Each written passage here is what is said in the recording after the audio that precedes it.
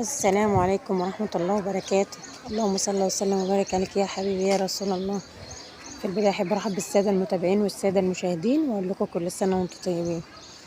عاملين إيه؟ طبعا عاملة لكم فيديو النهاردة عن الجامعة بتاعتي أو الكلية بتاعتي. تمام. يعني حبيت إن أنا أنزله فيديو دردش معاكم شوية. احب اشكر كل اخواتي وحبايبي اللي سالوا عليا وانا تعبانه. متحرمش منكم ابدا ابدا يا احلى اخوات في الدنيا. ربنا يبارك لي فيكم يا رب ويجعلكم دايما في حياتي. بجد بجد انا مبسوطه جدا بمعرفتي معاكم وبجد حسيت ان انا يعني ايه ليا عيله تانية بتسال عليا، ليا حد بيهتم بيا، ليا حد يعني ايه بجد. يعني مش قادرة أعبر عن حبكم ليا وعن تقديركم وأسلوبكم الجميل. ربنا ما يحرمني منكم يا رب يا رب كده، ودايما تفضلوا ليا في حياتي. وبجد يا جماعة يعني أنا قناتي حلوة وصدقوني والله بتعب كتير جدا في الفيديو عشان أقدر إن أنا أعمله أو أقدر إن أنا أنزله لكم.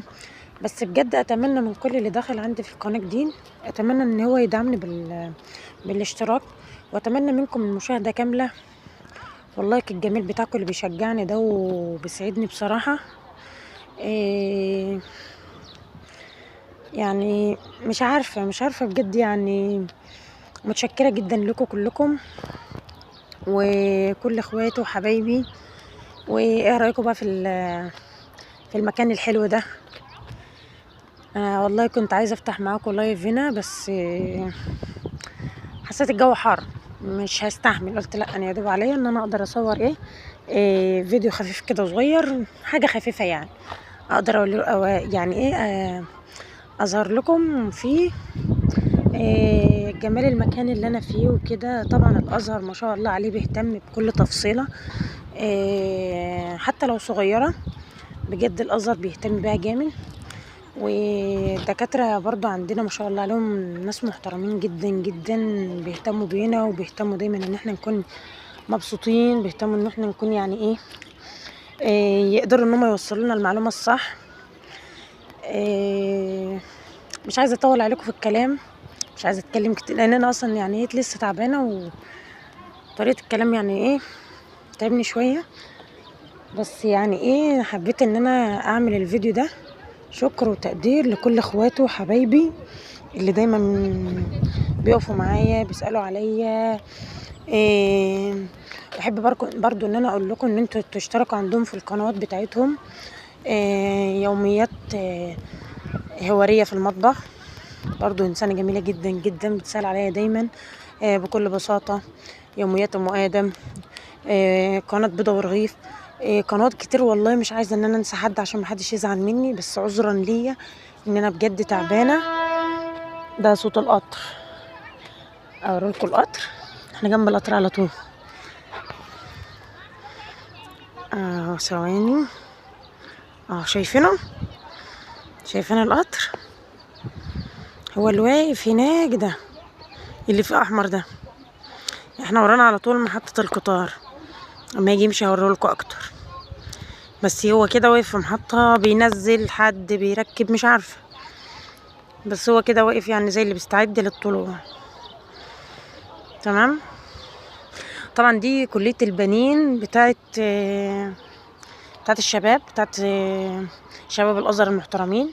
فطبعا عشان الازهر دايما بيهتم ان ميبقاش في خلطة بين الشباب والبنات في الكلية، ما بيحبش دايما يكون في يعني كلية مشتركة.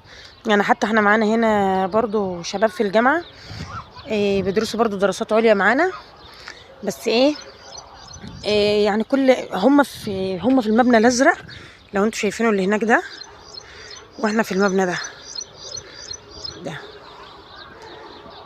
يعني برضو بيهتم بكل تفصيلة. بجد بجد حاجة جميلة جدا جدا. وده المسجد، وهنا طبعا الكانتين ورا الاشجار دي. فطبعا يعني ايه في الكانتين بقى متاح ان اي حد يروح يجيب حاجة سواء كده او كده، فاهمين يعني؟ سواء بنات او شباب، اللي محتاج طلب بيروح يجيبه وبيرجع تاني. تمام. ايه رايكم بقى في الفيديو الحلو ده؟ يا رب اكون خفيفه على قلبكم. والاخر مره انا حبيت اعمل الفيديو ده شكر لاخواتي وحبايبي، لان بجد اقل حاجه ان انا اقدر اقدمها لكم. وان شاء الله ان شاء الله هيبقى في حاجات حلوه كتير معايا في القناه.